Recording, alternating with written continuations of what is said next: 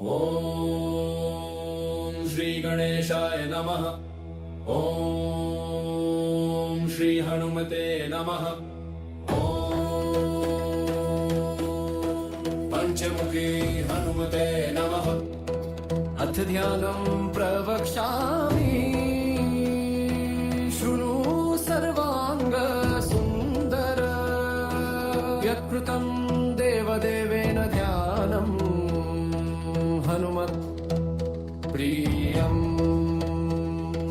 ಪಂಚತತ್ರಂ ಮಹಾಭೀಮಂ ತ್ರಿಪಂಚನಯನೈರ್ಯುತಂ ಬಾಹುಭಿರ್ದಶಭಿರ್ಯುಕ್ತಂ ಸರ್ವಕಾಮಾರ್ಥಸಿದ್ಧಿದಂ ಪೂರ್ವತು ವಾನರಂ ವಕ್ರಂ ಕೋಟಿಸೂರ್ಯಸಂಪ್ರಭಂ ದಂಷ್ಟಾಕರಾಲವದನಂ ಭ್ರೂಕುಟಿಕುಟಿಲೇಕ್ಷಣಂ ಅಸ್ಯೈವ ದಕ್ಷಿಣಂ ವಕ್ರಂ ನಾರಸಿಂಹಂ ಮಹಾದ್ಭುತಂ ಅತ್ಯುಗ್ರತೇಜೋ ವಪುಷ್ಪಂ ಭೀಷಣಮಭಯನಾಶನಂ ಪಶ್ಚಿಮಂ ಗಾರುಡಂ ವಕ್ರಂ ವಕ್ರತುಂಡಂ ಮಹಾಬಲಂ ಸರ್ವನಾಗಪ್ರಶಮನಂ ವಿಷಭೂತಾದಿಕೃಂದನಂ ಮತ್ತರಂ ಸೌಕರಂ ವಕ್ರಂ ಕೃಷ್ಣಂ ದಿಕ್ತಂ ನಭೋಪಮಂ ಪಾತಾರಸಿಂಹವೇತಾಲಜ್ವರರೋಗಾದಿಕೃಂದನಂ ಊರ್ಧ್ವಂ ಹಯಾನನಂ ಘೋರಂ ತಾನಮಂತಕರಂ ಪರಂ ಯೇನ ವಕ್ರೇಣ ವಿಪ್ರೇಂದ್ರ ತಾರಕಾಖ್ಯಮಂ ಮಹಾಸುರಂ ಜಘಾನ ಶರಣಂ ತಸ್ಯಾತ್ ಸರ್ವಶತ್ರುಹರಂ ಪರಂ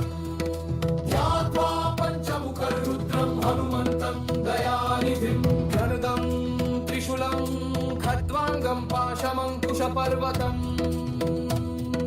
ಮುಷ್ಟಿಂ ಕೌಮೋದಕಿಂ ವೃಕ್ಷಂ ಧಾರಯಂತಂ ಕಮಂಡಲಂ ಇಂದಿಪಾಲಂ ಜ್ಞಾನಮುದ್ರಾ ದಶಭಿರ್ಮುನಿಪುಂಗವಂ ಏತಾನ್ಯಾಯುಧಜಾಲಾನಿ ಧಾರಯಂತಂ ಭಜಾಮ್ಯಹಂ ಪ್ರೇತಾಸನೋಪವಿಷ್ಟಂ ತತ್ಸರ್ವಾಭರಣಂ ಭೂಷಿತಂ ದಿವ್ಯಮಾಲ್ಯಾಂಬರಧರಂ ದಿವ್ಯಗಂಧಾನುಲೇಪನಂ ಸರ್ವಾಶ್ಚರ್ಯಮಯಂ ದೇವಂ ಹನುಮದ್ಭಿಷ್ಮತೋ ಮುಖಂ ಪಂಚಾಸ್ಯಂ ಅಚ್ಯುತಮನೇಕ ವಿಚಿತ್ರವರ್ಣವಕ್ತ್ರಂ ಶಶಾಂಕಶಿಪ್ರಂ ಕಪಿರಾಜವರ್ಯಂ ಪೀತಾಂಬರಾದಿಮುಕುಟ್ಟೆ ರೂಪಶೋಭಿತಾಂಗಂ ಪಿಂಗಾಕ್ಷಮಾದ್ಯಮನಿಶಂ ಮನಸಾ ಸ್ಮರಾಮಿ ವರ್ಗತೇಶಂ ಮಹೋತ್ರಾಹಂ ಸರ್ವಶತ್ರುಹರಂ ಪರಂ ಶತ್ರುಂ ಸಂಹರಮಾರಕ್ಷ ಶ್ರೀಮನ್ನಪದಮುತ್ತರ ಓಂ ಹರಿಮರ್ಕಟಮರ್ಕೇತಮಂತ್ರವಿದಂ ಪರಿಲಿಖ್ಯತಿ ಲಿಖ್ಯತಿ ವಾಮತಲೆ ಯದಿ ನಶ್ಯತಿ ನಶ್ಯತಿ ಶತ್ರುಕುಲಂ ಯದಿ ಮುಚ್ಯತಿ ಮುಚ್ಯತಿ ವಾಮಲತಾ. ಓಂ ಶ್ರೀ ಗಣೇಶಾಯ ನಮಃ. ಓಂ ಶ್ರೀ ಹನುಮತೆ ನಮಃ. ಓಂ ಶ್ರೀ ಗಣೇಶಾಯ ನಮಃ. ಓಂ ಶ್ರೀ ಹನುಮತೆ ನಮಃ. ಓಂ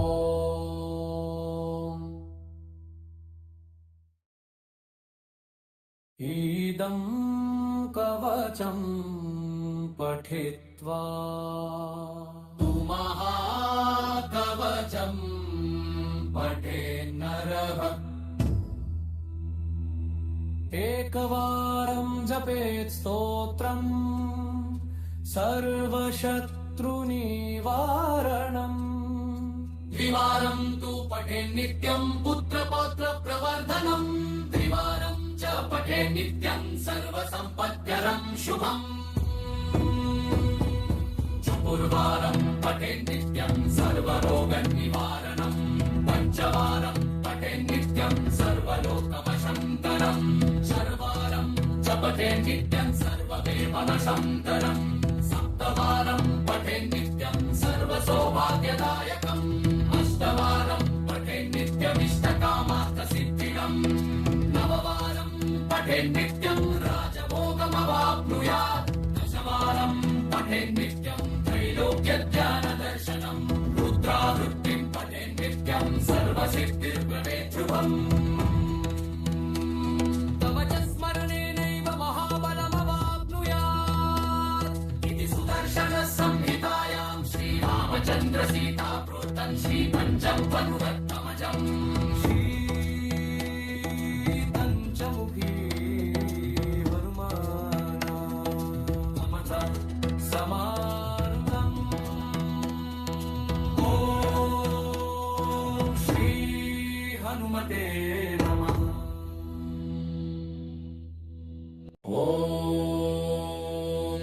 गणेशाय नमः। ॐ श्री हनुमते नमः। ॐ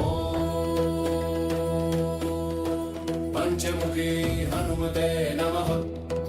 अथ ध्यानं प्रवक्ष्यामि, शृणु सर्वांग सुंदर। यत्कृतं देवदेवेन ध्यानं, हनुमत् प्रियम्। पंचकत्रं महाभीमं त्रिपञ्चनयनैर्युतं, बाहुभिर्दशभिर्युक्तं सर्वकामार्थसिद्धिदम्। पूर्वतु वानरं वक्रं कोटिसूर्यसम्प्रभम्, दंष्टाकरालवदनं भ्रूकुटिकुटिलेक्षणम्। अस्यैव दक्षिणं वक्त्रं नारसिंहं महाद्भुतम्, अत्युग्रतेजो वपुष्पं भीषणमभयनाशनम्। पश्चिमं गारुडं वक्त्रं वक्रतुण्डं महाबलं, सर्वनागप्रशमनं विषभूतादिकृन्तनम्। उत्तरं सौकरं वक्रं कृष्णं दिक्तं नभोपमं, पातालसिंहवेतालज्वररोगादिकृन्तनम्। ऊर्ध्वं हयाननं घोरं दानवन्तकरं परं, येन वक्त्रेण विप्रेन्द्रतारकाख्यमं महासुरं।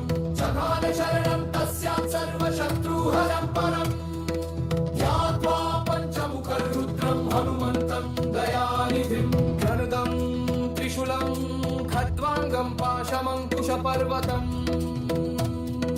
मुष्टिं कौमोदकीं वृक्षं धारयन्तं कमण्डलम्। इन्दिपालं ज्ञानमुद्रा दशभिर्मुनिपुङ्गवम्, एतान्यायुधजालानि धारयन्तं भजाम्यहम्। वेदासनोपविष्टं तत्सर्वाभरणं भूषितं, दिव्यमाल्याम्बरधरं दिव्यगन्धानुलेपनं। सर्वाश्चर्यमयं देवं हनुमद्भिष्मतो मुखम्, पञ्चास्यम् अच्युतमनेकविचित्रवर्णवक्त्रं। शशाङ्कशिप्रं कपिराजवर्यं, पीताम्बरादिमुकुटे रूपशोभिताङ्गं। पिङ्गाक्षमाद्यमनिशं मनसा स्मरामि, मर्कटेशं महोत्राहं सर्वशत्रुहरं परं। शत्रुं संहरमारक्ष श्रीमन्नपदमुत्तर। ॐ हरिमर्कटमर्केतमन्त्रमिदम्, परिलिख्यति लिख्यति वामतले। यदि नश्यति नश्यति शत्रुकुलं, यदि मुच्यति मुच्यति वामलता। ॐ श्री गणेशाय नमः। ॐ श्री हनुमते नमः। ॐ श्री गणेशाय नमः।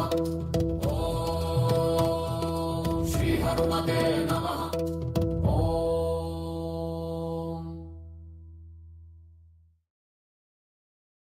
इदं कवचं पठित्वा तु महाकवचं पठेन्नरः।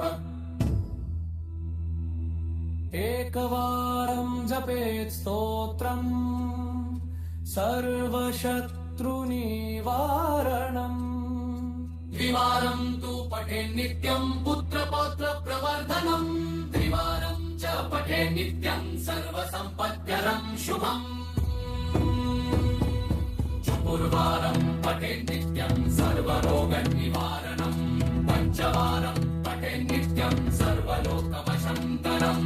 षड्वारं च पठेन्नित्यं सर्ववेपनशन्तरम्, सप्तवारं पठेन्नित्यं सर्वसौभाग्यदायकम्। अष्टवारं पठेन्नित्यमिष्टकामार्थसिद्धिदम्, नववारं पठेन्नित्यं राजभोगमवाप्नुयात्। दशवारं पठेन्नित्यं त्रैलोक्यज्ञानदर्शनम्, रुद्रावृत्तिं पठेन्नित्यं सर्वसिद्धिर्भवेत् ध्रुवम्। कवचस्मरणेनैव महाबलमवाप्नुयात् इति सुदर्शनसंहितायां श्रीरामचन्द्रसीता प्रोक्तं श्रीपञ्चं पनुरत्नमजम्। श्रीपञ्चमुखी हनुमाना समार्गम्। ॐ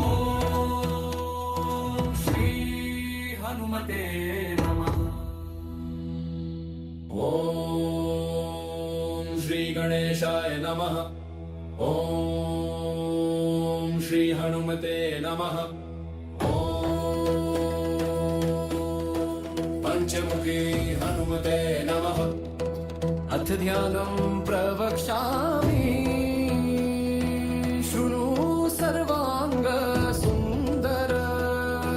यत्कृतं देवदेवेन ध्यानं, हनुमत् प्रियम्। पंचकत्रं महाभीमं त्रिपञ्चनयनैर्युतं, बाहुभिर्दशभिर्युक्तं सर्वकामार्थसिद्धिदं।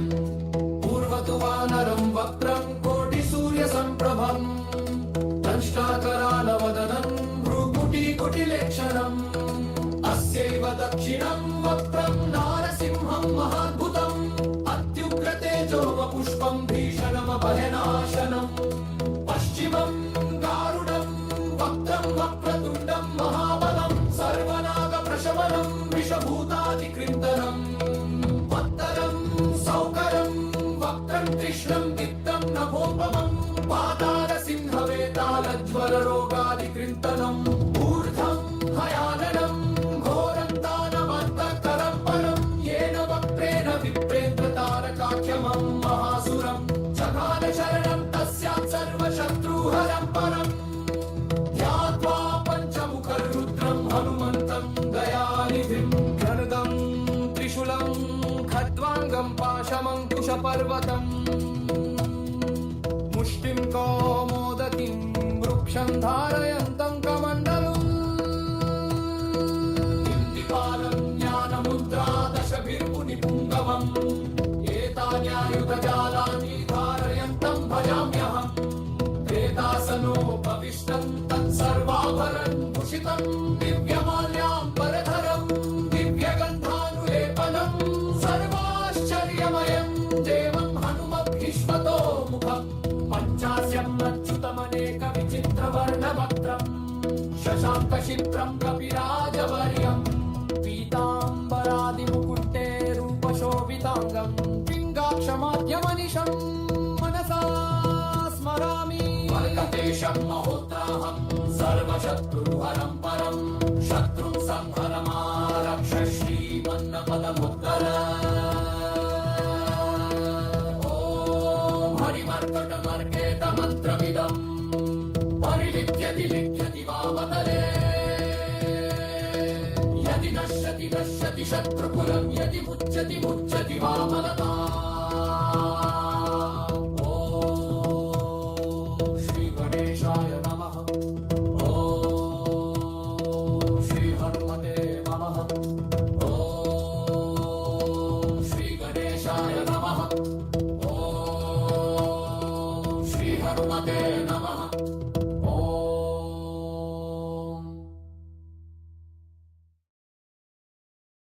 इदं कवचं पठित्वा तु महाकवचं पठेन्नरः। एकवारं जपेत् स्तोत्रं सर्वशत्रुनिवारणम्। द्विवारं तु पठेन्नित्यं पुत्रपौत्रप्रवर्धनम्। त्रिवारं च पठेन्नित्यं सर्वसम्पद्करं शुभम्। चतुर्वारं पठेन्नित्यं सर्वरोगनिवारणम्। पञ्चवारं पठेन्नित्यं सर्वलोकवशङ्करम्।